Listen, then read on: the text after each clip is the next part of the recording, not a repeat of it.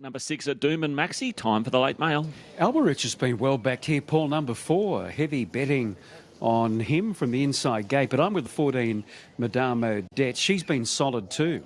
So they're clearly the two best supported here. It's the right race for Madame Odette to beat Haysborough. I've also got Alberich in the mix, and then number 9, Zahir. I'm 1, 14, 9 and 4 Maxi. Cacofonix on top. Just going to need a gun ride from Andrew Mallion, but I love that Tajaki form 35 minutes after what we just saw in the last. Number 14, Madame Odette. Hard to beat off the stakes form. 9 and 4 round out the numbers. They're loading up pretty well here for the 6th. Let's head up to Josh for the call. Jibbing at that attempt. I've got some long straps behind him. Oh, one of the attendants has got bowled over harmlessly. Carbonetti is the last one that we wait to move forward. So they've got all bar Carbonetti up into line. And he now, yep, they've got him. Alberich is on the toe gate, number 1. Light now blinking away. All in, racing, gate 2, Wicked and Loving It. She began well, rolling through as Brave Maso, handy the inside as Alberich, and Porky's up into 4th. Haysborough drifting back, Prefer Us out wide going forward. Likewise, her out 4 and 5 wide, looping up there as well. Taking stock in front, Brave Maso from Porky, and Zaher 3 wide pressing on. Up into 4th is Prefer Us, and 50 inside now, Wicked and Loving It, Carbonetti. A length and a half, Madame Odette, Alberich the inside. Haysborough's out 3 wide, third last, and further back. Not much room for Spill the Secret the inside there. And Cacofonix over on the outside last of also the Porksters in front. Porky by length and a half, and seconds are her third, the inside Brave Maso. Further back to Prefer Us and Wicked and Loving It. A length further back to Carbonetti. No luck again. Haysborough 3 wide. Further back to Alberich the inside. Madame Odette strung up in traffic back third last and creeping forward. Cacofonix out 3 wide and Spilled the Secret last of all. So Porky's in front at the 600 metres marker by 3/4 here. Seconds are her. Third is Brave Maso. Fourth the outside Prefer Us, and Haysborough's been wide. The inside Wicked and Loving It. Madame Odette going forward out 4 and 5 wide. Carbonetti and Alberich away from the fence and making ground now at the 325. Brave Maso the outside of Porky. Alberich is running home well up to third, closing in. Wicked and Loving It. Madame Odette down the outside. Brave Maso taking over. Here comes Alberich, and Madame Odette down the outside runs home well. Brave Maso, Alberich, Madame Odette. They're going to be the 3. They hit the line. Oh, it's a bobbing photo. Not sure. Alberich or Brave Maso, the main 2. Close up Madame Odette, I'd say, followed by Prefer Us, Wicked and Loving It. Haysborough, Cacofonix and Porky, Spill the Secret, Zaher and Carbonetti at the rear. So it'll be the one in the middle. Alberich. Alberich will get the bob to win. Alberich will win from Brave. So we're just waiting for these official numbers to come up. So it looks as though he's got the bob in there over Brave Maso, and then Madame Odette. It was really winding up on the outside. So Alberich, a winner at his very first start, and then he had a run of about 10 outs, won last time, and he gets the money under Orman, beating Brave Maso, up on the speed. Madame Odette was terrific there. She had to start a long, wide run, and it could be advantageous to be nearer the inside here today on this soft track. Track's playing great, but it's hard work if you've got to come wide by the looks of it. And Cacofonix dropped the bit coming towards the bend, rallied and finishes 4th, but well behind that trio. So another winner to the Chris Waller and Jimmy Orman, combining to take out the first race today with Career to Paul. And Alberich, well, the writing was on the wall there. Looking at the betting, he was heavily back there and gets the cash. Campaign. I've got Zarastro in there. I'm not sure about him at the distance, so I'm just risking him on the win line, but I've got him there. Number 14, the Vowels. I'm tipping a much better performance by him third up today. And then I've got Irish Songs in the mix, and my best roughie is Don't Stop down the bottom there. He was 61 a little earlier, down to 31. I think there's a couple of little plays with him because he likes it so much here.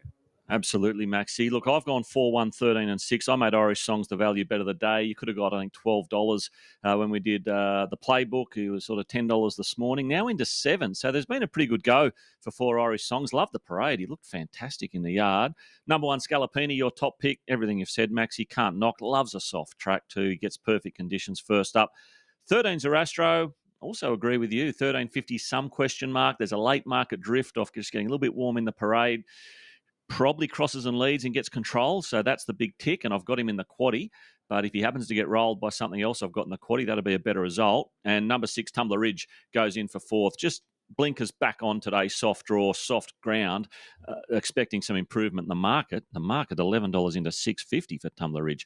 4-1, 13 and 6 for me, Maxi. There's been some good moves here, hasn't there? You mentioned Irish Songs, even Holyfield's firmed up a few points. Scatapini, very solid. Holyfield, Irish Songs. Zarastro is the one easy, and the Vowels, 550 to 460. Yeah, absolutely, Maxi. Look, we were going to cross to Timmy Ryan for a market update, but apparently he's on the phone, whoever put up the $8 about Comrade Rosa, and there's some disciplinary action to follow. But how about that? $8 into $2.70 and never looked like losing. Yeah, that was an early Christmas present for people that get on the Tab app, the trusty Tab app, nice and early, Wednesdays, pressing refresh, waiting for the prices to come up. So well done if you managed to secure the $8. I did speak to a few punters downstairs, Maxi, who did secure the $8, and they said they had to be extremely quick, and obviously they got rewarded. All right, they're loading up. Let's head upstairs. 13.50, all in, and we're right to run. Good line. We're right, racing now. Don't stop out wide, Zarastro. 5 Oxford all began well. There's now Alberich driving through. He's in front. Zarastro's out 4 wide. He's rolling forward. He's up to the 2nd, 3rd. Don't stop. And 4th is 5 Oxford. Further back to Tumbler Ridge, Holyfield, Beaufort Park. A length and a half, Scalapini. The Vowels, Irish Songs, animates at the rear. They run this hard. Zarastro's in front now from Alberich and 2 lengths away. 3rd, Don't Stop. A length and a half to Tumbler Ridge and 5 Oxford the outside. Beaufort Park, Holyfield. Further back, Scalapini, followed by the Vowels, Irish Songs on the outside.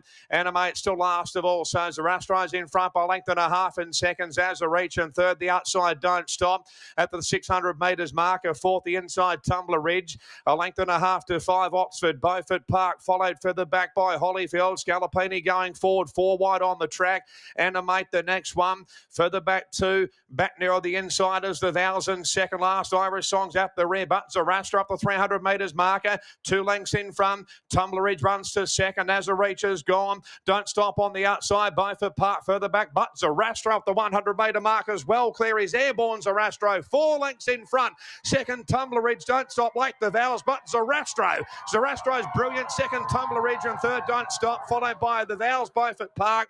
Animate Irish Songs, 5 Oxford. Holyfield, Alberich, and Scalapini. What a brilliant win from Zarastro. Number 13, Angela Jones and Tony Gollan have run them ragged. And didn't give anything a look in. Tumbler Ridge tried hard in the straight, but he was a mile behind. And then Don't Stop at the big price has kept up his good Doomben record by getting 3rd ahead of the Vowels. Few of the fancy candidates couldn't keep up. In the early part, he was running relentless sectionals. And if ever he wasn't going to run the trip, it was today because he didn't come up for air. So he's been one of the real finds. We've had the story out there in the past where he was a very expensive yearling due to his looks and his pedigree, I think $1 million. And then he was on sold to Tony Gollan Racing for about $35,000. So he's picked up the recognition stakes today.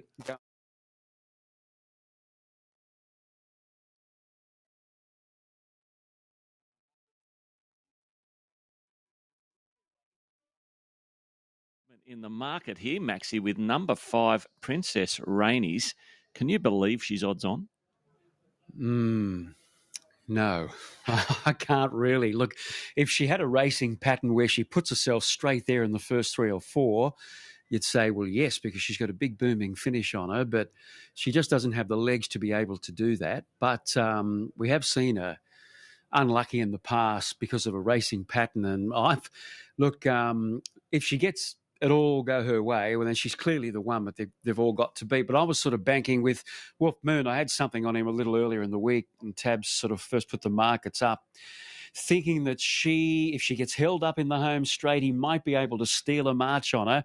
But if she's on his hammer turning into the stray, she'll finish over the top of Wolf Moon. But I was just looking at, that's my theory here. She gets back, she might get held up. If that's the case, I think Wolf Moon can win here, or at least run him a top three. I'd be really disappointed if he misses the hole. Definitely Princess Rainey's just all about, luck in running. She's got the right pilot in Maloney. He's cool as a cucumber, probably make all the right moves. Zoo Shack, a big improver here down in grade. And then the catch, number 10, hoping gets a bit of luck for his supporters today. All right, Maxie, thanks for that. Good luck with Wolf Moon using that barrier 1. I'm 5, 1, 9 and 11. When I did the form, I thought Princess Rainey's looked a good thing. Didn't think she'd ever get into odds on, though. You could have got, obviously, even better than $2.50 right through betting. $2.50, the price that was posted about 25 minutes ago, and the punter's happy to step in now into $1.90. But she's got the stakes form. 5 of her 19 starts have been at stakes grade. She's Group 3 place. She's listed placed.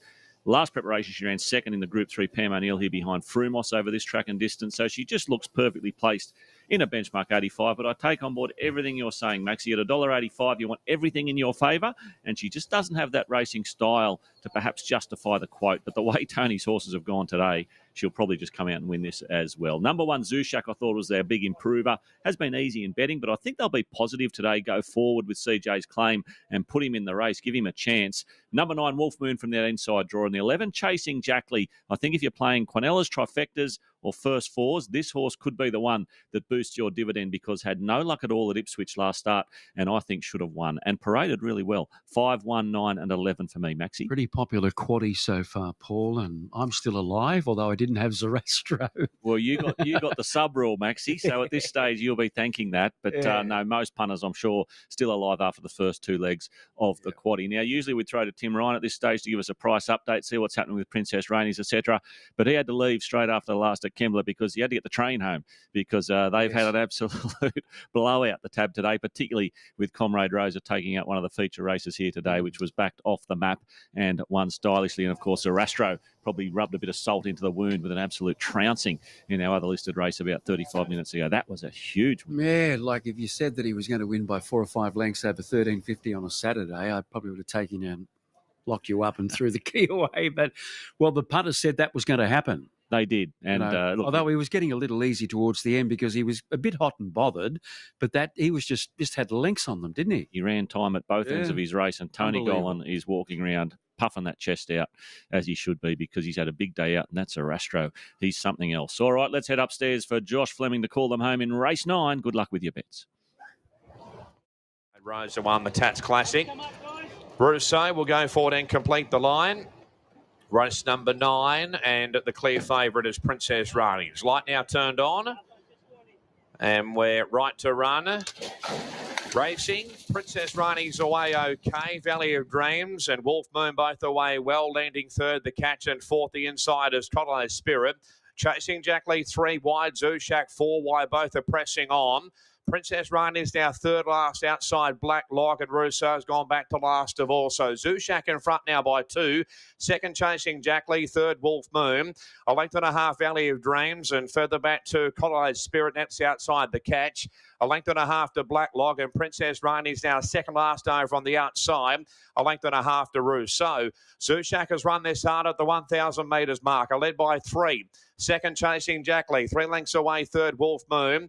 A length and a half, Valley of Dreams over on the outside of Coddle Spirit. Further back to the catch.